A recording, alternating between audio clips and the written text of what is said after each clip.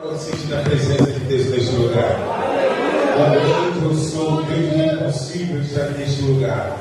Aleluia. Eu não sei o que você está passando, qual é a impossibilidade, mas eu quero te dizer nesta noite, o Deus que trabalha nas nossas impossibilidades, aonde a gente não tem condições de trabalhar, o Deus que faz aquilo que a gente não pode fazer, estar aqui nesta noite, e quem sabe nesta noite, o impossível pode acontecer na tua vida, só basta você crer, na mesma reverência, nós estaremos ouvindo a palavra de Deus, através do preletor internacional, graças a Deus, o Hugo que estará ministrando a palavra de Deus aos nossos corações. A paz do Senhor, amém, igreja? Paz do Senhor! Glórias a Deus. Aleluia. Vamos colocar de pé, pega a tua Bíblia. Louvado seja o nome do Senhor. O Evangelho do nosso Senhor Jesus, segundo escreveu Lucas, no capítulo 1. Glórias a Deus. Deus continua abençoando esse grupo de varões. Bênção, esse culto, poder sentir a presença do Senhor, pular do mistério, falar em línguas junto com os irmãos. Lucas capítulo 1, nós vamos ver o texto de maneira intercalada. A partir do versículo de número 5, o anúncio do nascimento de João.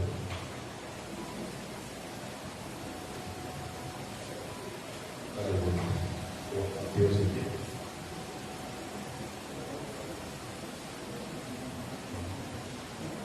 Vocês acharam, digam um amém. Eu quero ouvir a voz do Senhor nessa noite, serem alimentados pela voz profética de Deus.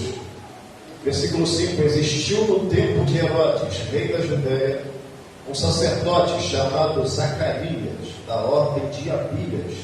Sua mulher era das filhas de Arão, o seu nome era Isabel. Eram ambos justos perante Deus, obedecendo de modo irrepreensível a todos os mandamentos e preceitos do Senhor. Versículo 7: Eles, porém, não tinham filhos, porque Isabel era estéril, e sendo ambos avançados em idade, exercendo ele o sacerdócio diante de Deus na ordem do seu turno, coube-lhe por sorteio, conforme o costume sacerdotal, entrar no templo do Senhor para oferecer o incenso. Chegada a hora de oferecer o incenso, toda a multidão do povo estava fora, orando. Então o anjo do Senhor lhe apareceu em pé, à direita do altar do incenso. Vendo Zacarias, perturbou-se, e o temor apoderou-se dele. O anjo, porém, lhe disse: Zacarias, não temas, a tua oração foi ouvida. Isabel, tua mulher, dará à luz um filho, e tu lhe porás o nome de João. Agora, a partir do versículo de número 26.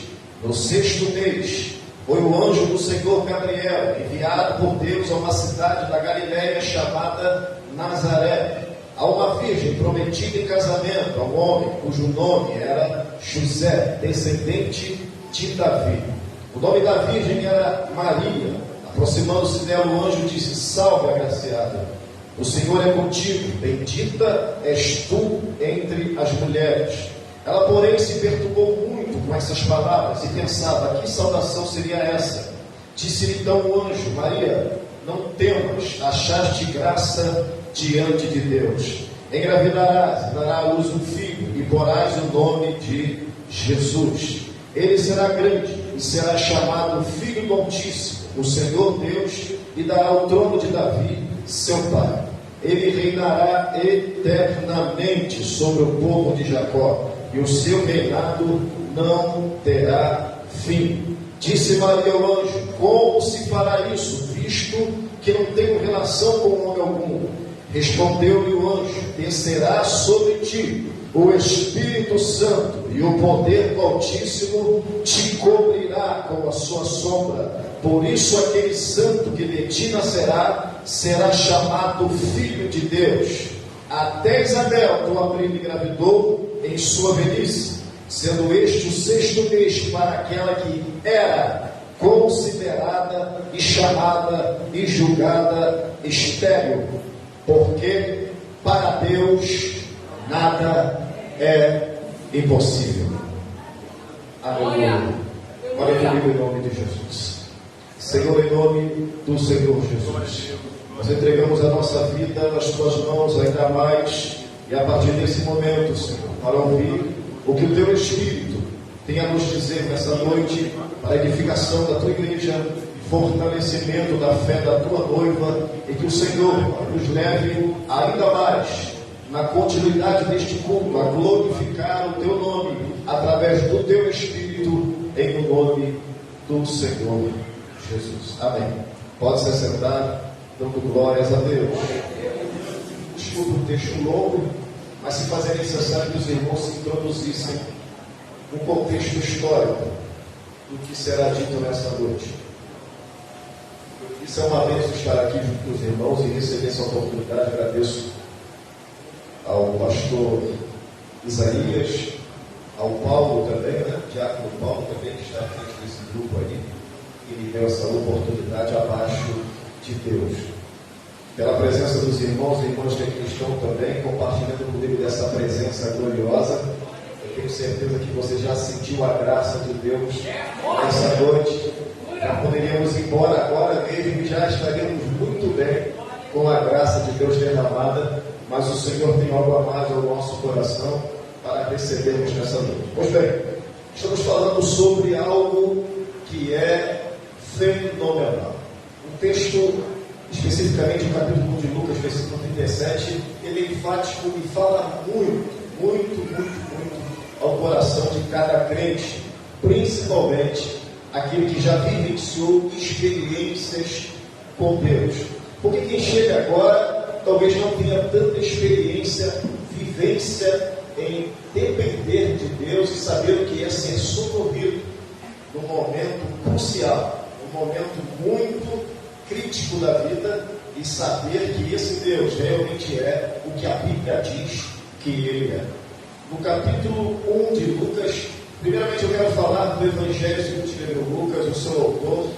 Lucas, ele não fez parte do colégio apostólico, mas foi uma pessoa inspirada por Deus a escrever a um certo homem da corte romana, ou do exército, grande autoridade, a escrever para ele como minúcias havia acontecido no ministério de Jesus. O Evangelho de Lucas está inserido no terceiro lugar entre os 4 evangelhos, Mateus, Marcos, Lucas e João, fazendo parte do último dos sinóticos, aqueles que têm muita semelhança entre si dos dados, dos fatos narrados. Lucas é uma pessoa que tem um cargo, ele é doutor em médico e está também com o encargo de ser um historiador, porque, segundo as suas palavras, os versículos iniciais do seu evangelho, ele diz que procurou investigar detalhadamente tudo como aconteceu, para que o homem que estava interessado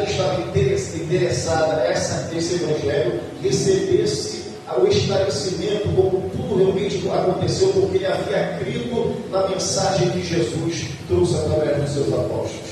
E ele fez muito bem esse propósito, essa missão, porque logo depois ele vai também ser usado para escrever a história, o livro histórico do Novo Testamento, que é Atos dos Apóstolos, ou o Agir do Espírito Santo, ou a história da igreja.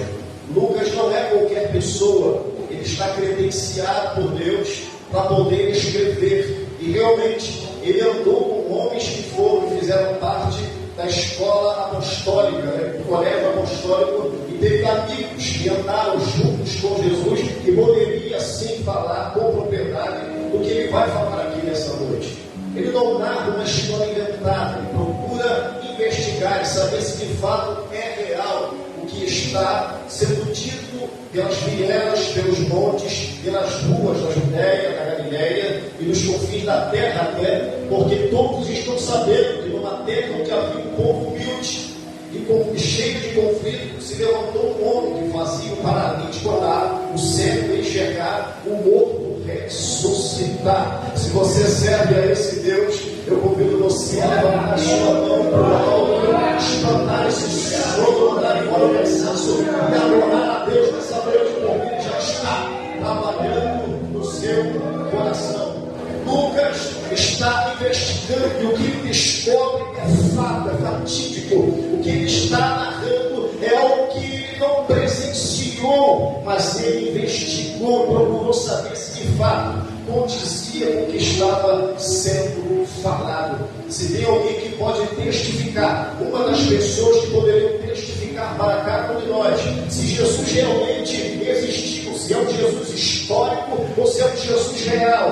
Lucas é uma pessoa que servia a medicina, tinha tudo para desprezar o Evangelho, mas ele também mostra que a medicina tem que se dobrar diante do poder de Deus, porque quando o médico não pode ir, o nosso Deus continua o caminho e faz o que ele não pode fazer. Lucas está representando a medicina aqui nesse Evangelho, que diz também que quem não pode, Deus pode.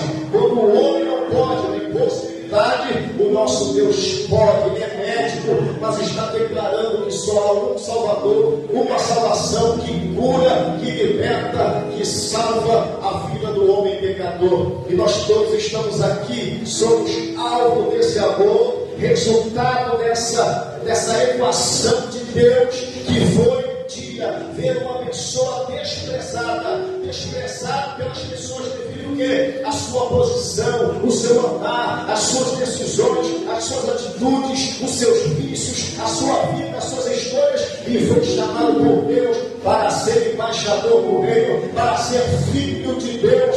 Muitas pessoas se dizem filho de Deus, mas infelizmente só é filho de Deus quem recebe o Filho de Deus. E nessa noite os filhos de Deus estão reunidos. E se acontecer o arrebatamento, eu quero me alegrar nessa noite, meus irmãos, de saber que nós estamos no lugar certo nessa noite, perseverando na presença do Senhor. Oh, glória a Deus, maravilha. Então há alguém que está investigando, ninguém está puxando sardinha para poder falar alguém de Jesus. Ele procurou saber se realmente era verdade. Peço um copo de água, por favor. Aleluia. Gente, tantos teólogos aqui, né? O calor, também eu secando a boca. Amém.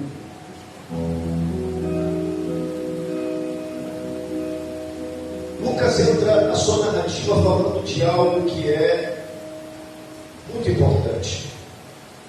Me chama a atenção como esse homem foi sensível, e ele é sensível, tão sensível que ele visualiza o invisível, ele se preocupa em falar do agir do Espírito Santo. Ele tem essa particularidade em narrar acontecimentos que envolveram diretamente o agir do Espírito Santo, porque falar de Jesus talvez seria o mais fácil. Jesus andou entre nós. Mas falar do Espírito Santo é ter fé. Tantas pessoas hoje não mais creem mesmo no batismo do Espírito Santo, os dons que são repartidos na igreja. Quando as pessoas já não falam mais e talvez nem sabem o que é ser revestido de poder, ser cheio do Espírito Santo. Talvez pessoas que recebem o Espírito porque são salvas em Cristo Jesus, mas não sabem o que é ser cheio do Espírito Santo, porque ainda não desfrutou dessa fé em crer que o Espírito de Deus capacita o homem para fazer a obra, revestimento de poder. Lucas era uma pessoa sensível, e ele primeiramente vai abordar a história de um homem chamado Zacarias, um homem diretamente ligado à descendência de Arão. E se ele é ligado não somente à descendência de Levi, mas diretamente à descendência de Arão, isso significa que Zacarias era sumo sacerdote, uma pessoa muito importante na história do povo. Por quê? Porque se o profeta naquela época ele falava de Deus, ele falava para o povo da parte de Deus, o sacerdote, o sumo sacerdote, ele era uma pessoa que representava o povo diante de Deus. Então, até mesmo a história de Zacarias está inserida, sabe, esse ponto que é abordado, ele está justamente representando o povo de Deus, porque ele está sendo escolhido por sorte a entrar no santo lugar e apresentar o incenso ao Senhor, que simbolizava a oração dos santos. e a Bíblia confirma isso, dizendo que enquanto ele entra, o povo está do lado de fora fazendo orações. E a Bíblia diz que ele se demora a sair e o povo se preocupa. Por outro lado, a Bíblia vai dizer que quando ele vê e tem uma visão de um anjo ao lado direito do incenso, ele muito se abala e teme. Por quê? Porque tanto Zacarias quanto o povo sabia que muitos que entravam ali, muitas das vezes não saíam vivos para contar a história, porque havia algo que realmente acontecia. Se uma pessoa não estivesse completamente em santidade, com seu coração limpo, servindo ao Senhor, fatidicamente ia morrer dentro daquele lugar, principalmente quando tinha que adentrar no Santo dos Santos para poder apresentar incenso no centro da arca do propiciatório, que era a tampa que tampava a arca da aliança. Então ele visualiza o anjo, e esse momento me chama a atenção. Por quê? Porque havia tantas ordens sacerdotais. A Bíblia vai dizer que Zacarias fazia parte da ordem de Abias, e a ordem de Abias era uma das mais principais ordens que havia naquela época. Ser dos Abias era um privilégio para Zacarias. Então ele era uma pessoa que era uma pessoa muito bem colocada no seu meio sacerdotal. Quem olhava para ele via que ele teve muita sorte, porque ele está fazendo parte da ordem de Abias. Quem olhava para sua mulher via também que o sumo sacerdote casou com uma mulher que era diretamente filha das filhas de Arão, e isso era uma coisa que representava muito o povo de Israel, que era um casamento sem misturas. Ora, isso era uma obrigação do sumo sacerdote. Ele gozava de uma posição proeminente, mas a Bíblia vai dizer que quando ele passava na rua junto à sua mulher, o próprio anjo Gabriel vai dizer que para Maria, que quando as pessoas olhavam para Isabel, diziam: olha lá a estéril, porque ele diz Maria, que é o sexto mês para aquela que julgavam, que chamavam, que dizia ser estéril, que agora ela já está grávida, mesmo sendo avançada em idade. Então, eu creio que Isabel tinha um apelido nos montes da Judéia. Quem passava e olhava, dizia assim: já vai a estéril. E junto com seu marido, o sumo sacerdote, eu acredito que eles iam adorar e voltavam a subir nos montes, voltando para casa, e as pessoas diziam pelas costas: vai o estéril. E havia um costume naquela época: se não tem filho ou se não tem dinheiro, porque pecou, porque tem pecado escondido. Isso era geral entre os judeus. A maioria dos judeus pensavam nisso, de quem não tinha filhos. O sumo sacerdote não ter filho é porque ele fez alguma coisa. Me chama a atenção se ele foi escolhido os outros sacerdotes entre si, dizendo: como pode ter sido sorteado um homem que está vivendo em pecado? Alguma coisa tem, ou com ele ou com a mulher dele, porque se ele não tem filho, alguma coisa eles fizeram, e ela tinha esse apelido, era chamado estéril. Mas Zacarias é uma pessoa de Deus, porque Lucas está dizendo que eles cumpriram os mandamentos e os preceitos do Senhor. Ora, os mandamentos do Senhor eram 10, mas os preceitos do Senhor inseridos, retiradas da lei de Moisés, eram 613 preceitos. A Bíblia diz que ele e a sua mulher viviam os mandamentos do Senhor. Eles eram perfeitos? Não, mas o seu coração era perfeito para com o Senhor, e viviam na presença do Senhor. A Bíblia diz em orações e obediência ao Senhor. Zacarias estava na prova, Isabel estava na prova, mas o Senhor estava preparando alguma coisa para eles receberem. A Bíblia diz que eles já eram lançados em idade. Isabel vai tipificar a pessoa que já esperou muito tempo esperou, tanto tempo que quem olha diz: já não dá mais tempo, já não vai mais acontecer. Mas o Senhor está dizendo para Isabel: a promessa nunca vai envelhecer. Quem recebe promessa pode envelhecer, mas a promessa de Deus nunca vai envelhecer. Mas espera aí, pastor, espera aí.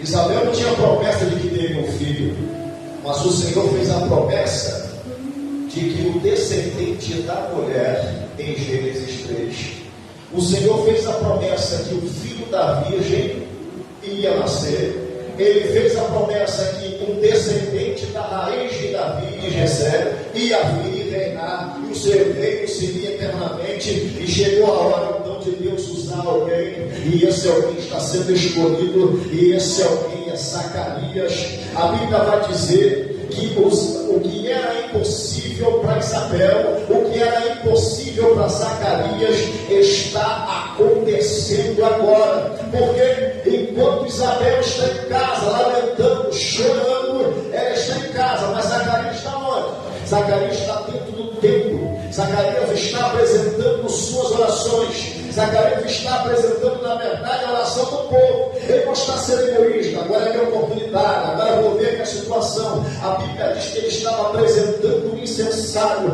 e o povo estava do lado de fora orando. Mas quando ele estava orando na própria Isabel em casa, mas ele no templo, apareceu um anjo do lado direito do incenso e falou para ele: não temas, Zacarias, porque a tua oração foi ouvida. Não temas, no hebraico quer dizer, não perca a confiança em Deus. Não perca a confiança em Deus. Não perca a confiança em Deus. Não perca a confiança em Deus. Não perca a confiança em Deus. Deus está dizendo: não perca a confiança em Deus. Não temos. Porque se você tem, é ausência de confiança. Zacarias, aleluia, é uma pessoa de Deus. Ele não está recebendo por sorte. Ele está recebendo porque orou, porque buscou, porque não mudou sua conduta, mesmo quando as pessoas falavam mal dele pelas costas. Zacarias está sendo abençoado porque a Bíblia mesmo dá testemunho de que ele era homem de Deus. Zacarias podia estar em casa desanimado, e quando foi sorteado poderia dizer: pula, chama outro, porque eu estou vivendo as minhas aflições. Isso, humanamente dizendo, falando, é até admissível, humanamente falando. Fulano está passando por tribulações, deixa ele, vamos orar. Mas Zacarias coloca a sua roupa de sacerdote e vai para o lugar onde ele tem que estar orando a Deus. Estão falando mal dele, mas ele continua servindo a Deus de todo o coração. E é por isso que vem a resposta.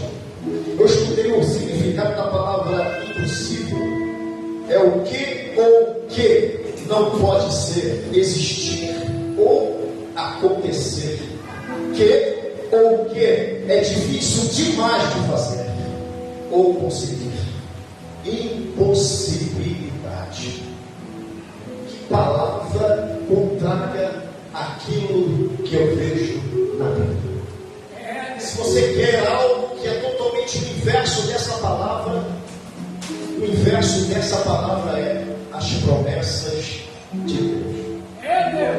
Porque em uma promessa de Deus, a Bíblia vai dizer que em todas as promessas de Deus, em Cristo, nele é o sim e o amém. Olha que coisa. Porque se tem que haver alguma coisa antes de acontecer o milagre, é a concordância entre o Pai e o Filho e o Espírito Santo. E a Bíblia está dizendo que em todas as promessas que foram feitas para você, da parte de Deus, o que realmente é de Deus, tem nele o amém e o sim para a glória de Deus. O amém e o sim. Senhor, eu posso dizer, estou orando em Nova Betânia. Jesus vai dizer na vida deles, amém e sim. Na oração, amém e sim. Na casa de oração, amém e sim. No círculo de oração, amém e sim.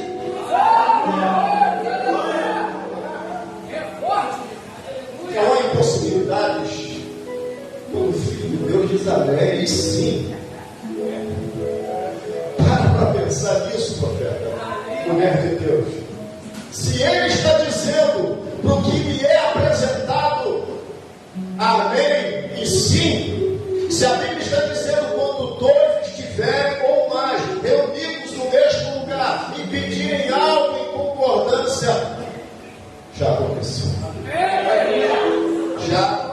aconteceu.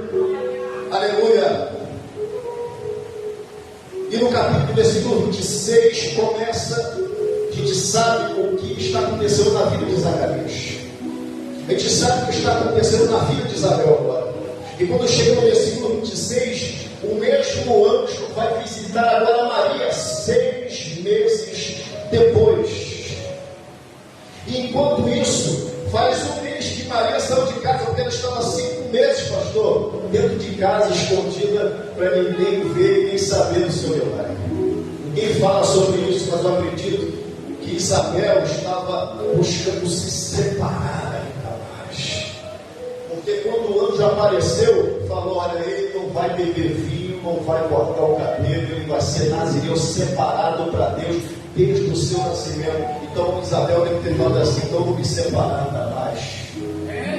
E antes do milagre acontecer, na verdade, antes de João Batista vir, ela já estava o quê? Buscando a presença de Deus, se santificando ainda mais, porque escreve uma coisa no teu coração: para todo milagre há uma preparação, tanto da parte de Deus como da parte de quem vai receber. Segura isso aí, sempre há uma preparação, tanto da parte de Deus como de quem vai receber, porque quem vai receber se prepara para receber, e Deus confirma e diz: amém, sim, a vida dele, para a glória de Deus.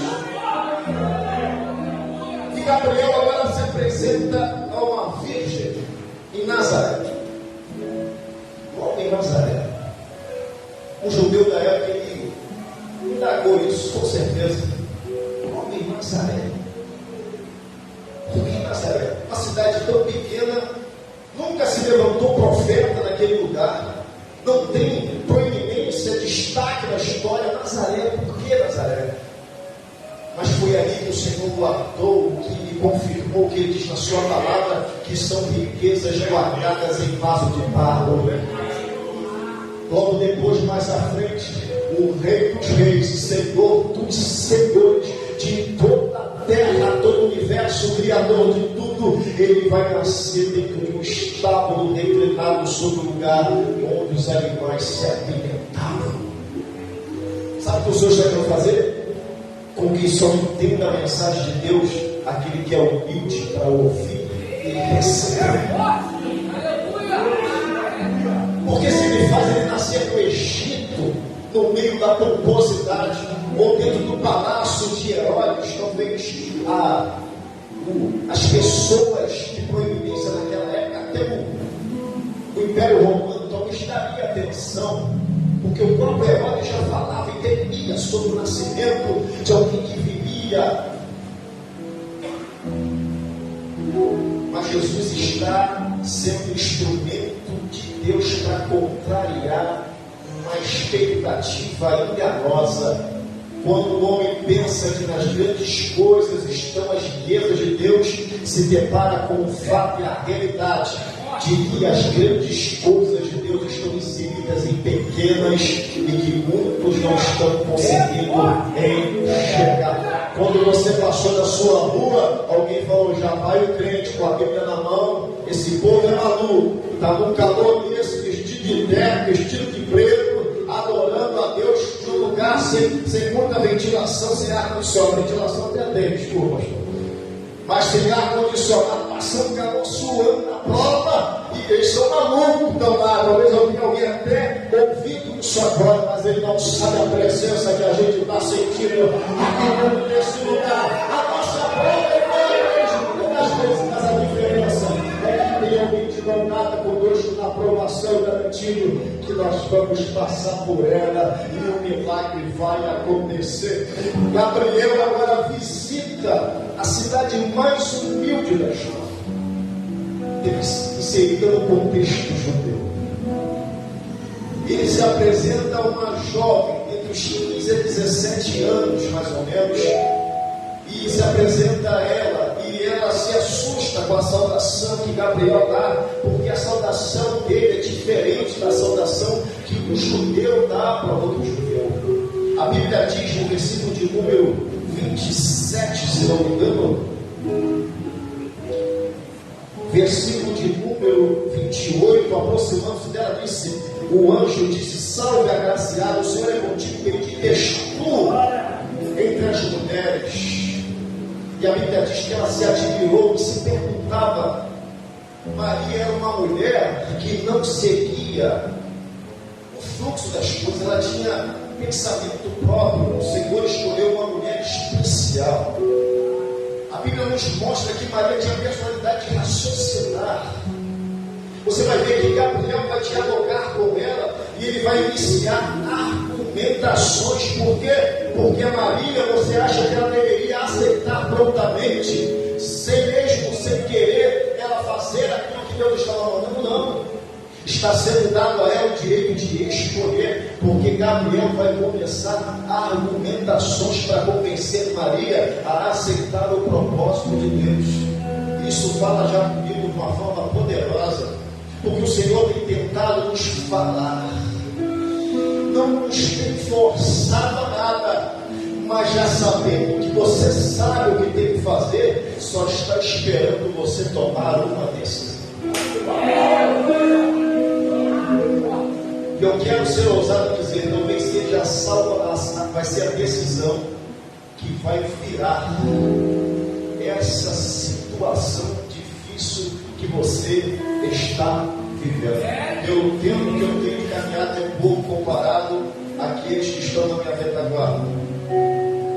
Mas eu já aprendi uma vez, até me alegrei do Senhor, porque eu entrei no vento e logo ali no meio tive o discernimento de entender que bastava uma decisão, uma atitude, revendo o que eu fiz, para que eu passasse da prova para o momento de alegria de novo na presença do Senhor. E fiz. Foi uma questão de tempo. O Senhor mostrou para mim que o processo começa para nos ensinar. Quando começa, já tem hora, tempo, dia determinado também para acabar.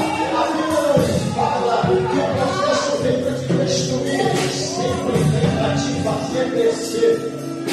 Maria está diante de uma grande decisão, mas ela é uma mulher que toma atitude sem pensar. É a Bíblia que está nos mostrando. Gabriel se apresenta, mostra as suas credenciais. Sou Gabriel, aquele que assiste diretamente de Deus, enviado da parte de Deus para te dizer que você é abençoada, agraciada, você separada para um grande propósito. E Maria, você vai ver que ela está quieta. E ele diz: olha, você vai gerar um filho, e esse filho vai ser gerado pelo Espírito Santo. E o único momento em que Maria abre os seus lábios é para dizer, ainda não para tomar a decisão se vai aceitar ou não o propósito de Deus, mas ela faz uma pergunta em meio às argumentações do anjo Gabriel. Ela diz: como pode? Porque eu nem conheço homem algum ainda. E Gabriel vai dizer para ela: não vai ser da parte de Deus, não vai ser da parte terrena, não vai ser daqui de baixo.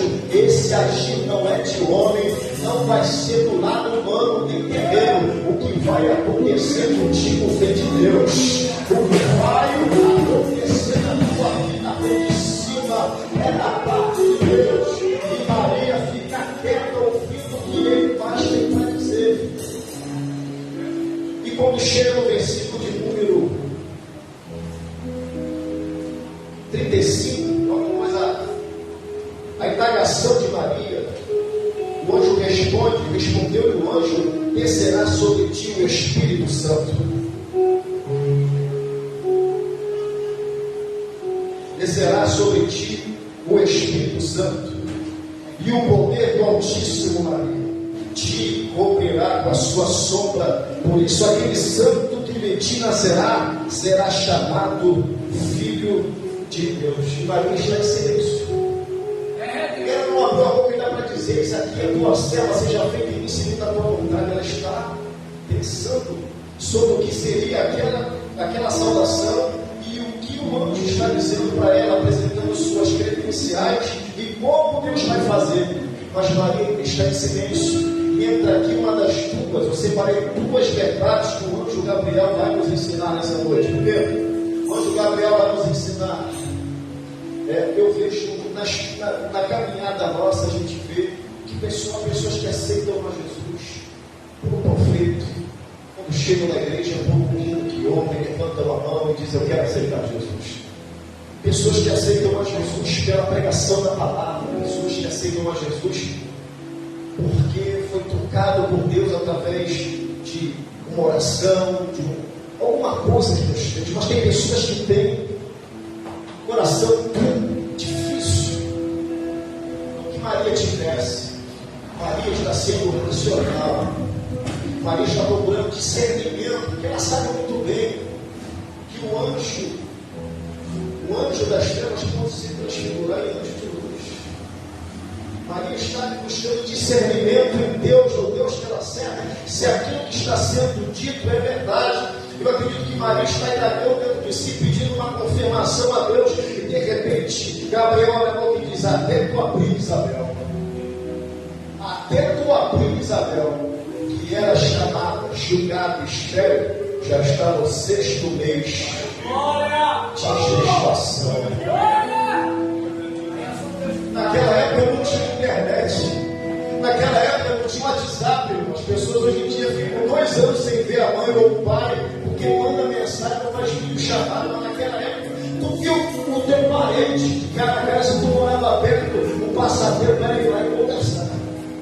Maria já sabia que Isabel estava 5 meses dentro de casa, não veio Maria. Isabel não falou para Maria, mas Maria já estranhou, porque barriga cresceu. A gente não sabe se realmente foi revelado a ela umas coisas de parente. Maria sabia que alguma coisa da parte de Deus estava acontecendo. Quando o anjo Gabriel fala: quer que tu abrir, Isabel? Aí ela foi assim: é Deus que está falando. É Deus que está falando. Por quê? Porque tem gente que se converte através do louvor, através do profeta, através da pregação, mas tem gente que se converte através do testemunho da vida, do que está acontecendo na vida. Olha que Gabriel está ensinando para nós nessa noite, sendo usado por Deus. Ele está dizendo o seguinte: olha, o que eu vou fazer na sua vida, o que Deus está dizendo, o que eu vou operar, vai servir para que muitas pessoas se compreendam e creiam que eu sou Deus do impossível. Isso é algo fenomenal. Porque eu vejo que muitos homens na vida tiveram seus impossíveis. E quando o Eduardo começou a falar, eu falei: Senhor, segura eles, porque ele já entrou no mar. Eu quase que puxei ele no meio do mar para ele chegar do outro lado, porque eu queria falar sobre isso. Moisés teve sua impossibilidade no mar diante de si. E o que o Senhor fez? Ele abriu o mar para Moisés e o povo passar. Você vai entender o que eu estou falando. Josué também viveu o seu impossível. Josué tinha o impossível de vislumbrar uma muralha que nunca ninguém derrubou. Seu fundamento era inacreditavelmente firme. Sua altura absurdamente intransponível por um exército. Mas o Senhor jogou por terra o que impedia a passagem do povo de Deus. Vivenciou a impossibilidade, porque não podia gerar Samuel. Mas Samuel era quem? Samuel seria a divisão entre a teocracia e a monarquia. Muito na história, alguém que necessitava nascer. Tantas pessoas tiveram e vivenciaram os seus impossíveis. Tantas pessoas se depararam com a impossibilidade da Bíblia em todos os momentos. Pessoas de Deus vivenciaram o milagre da parte do Senhor. Se no Novo Testamento, em Lucas 1:37, diz: porque para Deus nada é impossível. Lá em Gênesis 18:14 vai dizer: há algo demasiadamente difícil para Deus. Mas o Senhor está dizendo nessa noite: qual é o teu impossível? Qual é a tua impossibilidade? O que tem impedido você de desfrutar daquilo que é impossível?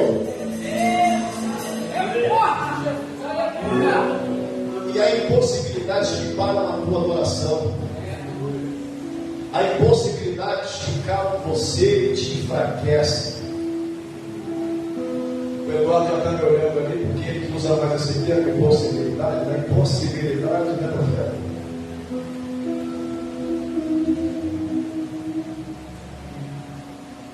E eu vou ver essa impossibilidade, muitas pessoas fraquejando na fé, porque se agarraram à impossibilidade. Só que eu vou te dizer uma verdade aqui, inserida nesse texto, no contexto que é o ensino espiritual. A maioria dos milagres que acontecem na vida de alguém não é para satisfazer o ego dele. Eu posso dizer que eu fiz até todos, porque eu puxo na minha cabeça agora alguma coisa que tenha sido feita só para alegrar o coraçãozinho de alguém, mas quando a gente vê a vida toda, a gente vai ver que por detrás daquilo tinha coisas muito maiores. Maria não está sendo paparicada por Deus, porque o que vai nascer dela é o âmago do propósito de Deus para toda a humanidade.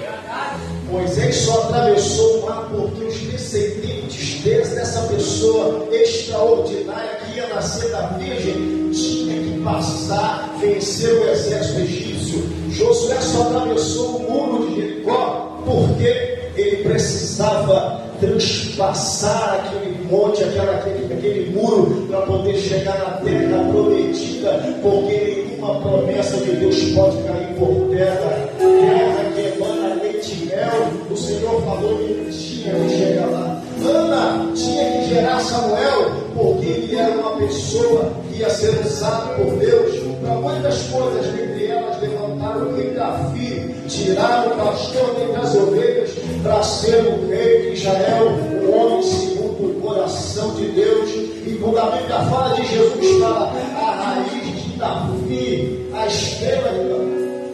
Coisa que eu vejo que quando uma pessoa recebe milagre, prepare-se, quer receber, diante dessa impossibilidade, o impossível de Deus, se coloque dentro da vontade de Deus. Quando você se encaixar na vontade de Deus, vai acontecer o milagre, porque através disso outras pessoas vão ser impactadas com o que vão saber o que aconteceu dentro da tua casa, dentro do teu casamento. Sabe o que Deus estava dizendo para Zacarias através de Gabriel? Onde é que está Isabel? Está em casa. E você? Estou aqui no templo. Sabe por quê? Porque tem coisas, Zacarias, que não vão ser resolvidas no quarto, nem na empresa, nem na rua, nem no fórum, nem no hospital, só dentro da casa de Deus. Só dentro da casa de Deus e debaixo de orações. Eu quero te dizer uma coisa, não sei, vou passar o horário, mas já acabou o horário. Amém. Vou abreviar. Se há algo, aleluia, se há algo que Deus tenha a nos dizer nessa noite, na verdade eu acho que há cultos que a gente vem para adorar e Deus recebe a nossa adoração, há cultos que nós viemos buscar e Deus observa, ouve, atende, realiza através das nossas orações. Há cultos em que o Senhor prepara para a gente vir e receber a palavra dele. Mas eu quero dizer para você também que há cultos como esse que o Senhor prepara para descer na terra e resolver o que é impossível. Tu recebe essa palavra hoje nessa noite? Eu quero profetizar em nome do Senhor Jesus, que não é na minha palavra, nem na unção que está sobre a minha vida, mas eu quero profetizar sobre a tua vida. Há pessoas que vão dar testemunho aqui de grandes coisas que aconteceram na sua vida. A impossibilidade, o Senhor irá agir.